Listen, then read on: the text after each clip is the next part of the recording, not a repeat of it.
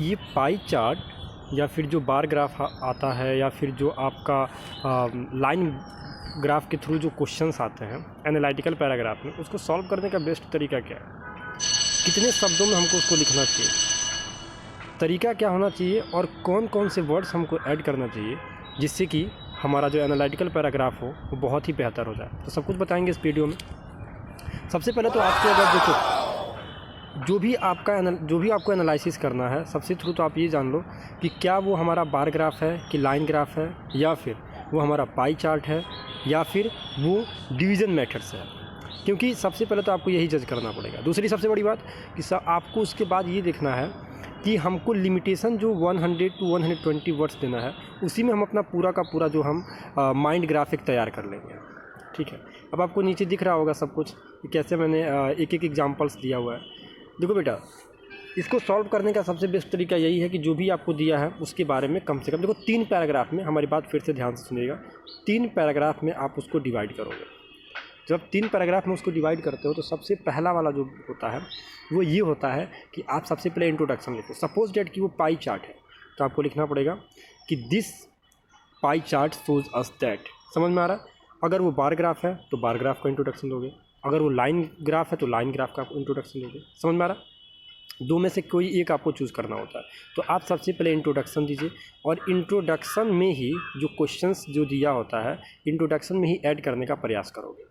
वो जैसे हो जाएगा बेटा, उसके बाद आप कम से कम उसके बाद उसको अच्छे से एनालिसिस करोगे। एनालिसिस का मतलब जो कुछ भी आप उस पाई चार्ट में या फिर जो कुछ भी आपको उस बार ग्राफ में दिख रहा है उसको आप अच्छे से लिखिए। जो कुछ भी आप जानते हो उसके बारे में, जितना कुछ उसमें आप देख पा रहे हो उसको आप लिखोगे। फिर हमारा तीसरा वाला जो पॉइंट होता है वो होता है एनालिसिस करना। एनालिसिस करने का मतलब ये हो गया कि कंक्लूजन करना, निष्कर्ष क्या निकलता है उसका। निष्कर्ष निकालते समय आप ध्यान रखिएगा कि जो भी मैक्सिमम, क्योंकि पाई चार्ट देगा तो मैक्सिमम मिनिमम होगा ही होगा, तो हमको मैक्सिमम और मिनिमम ये दोनों हमको याद करना है। क्योंकि ये अगर आपको याद रहता है तो फिर आगे चल के परेशानी नहीं होने वाली है। समझ रहा है? तो आप चाहे कोई भी वो आपका एनालिटिकल पैराग्राफ से रिलेटेड कोई भी क्वेश्चन है वो आपको 3 ही पैराग्राफ में सॉल्व करना है। पहले में इंट्रोडक्शन देना है, दूसरे में उस मैटर को बहुत ही डीपली आपको समझाना है, और तीसरे में जो है आपको उसका कंक्लूजन देना है। अगर आप इतना करते हो बेटा तो एकदम श्योर है कि आपका नंबर एनालिटिकल पैराग्राफ में कहीं से भी कोई दिक्कत होने वाली नहीं है। ठीक है ना? याद रखिएगा। और हाँ, एक चीज़ और, आप इन तीनों चीज़ों को, चाहे वो लाइन ग्राफ से रिलेटेड क्वेश्चन आ जाए, बार ग्राफ से क्वेश्चन आ जाए, या फिर वो आपका डबल बार ग्राफ से क्वेश्चन, किसी भी तरीके से क्वेश्चन अगर आता है आपको, तो बेटा उसका जो टेंस जो होगा ना, उस टेंस को आप हमेशा प्रेजेंट सेंस में ही रखने का प्रयास कीजिएगा।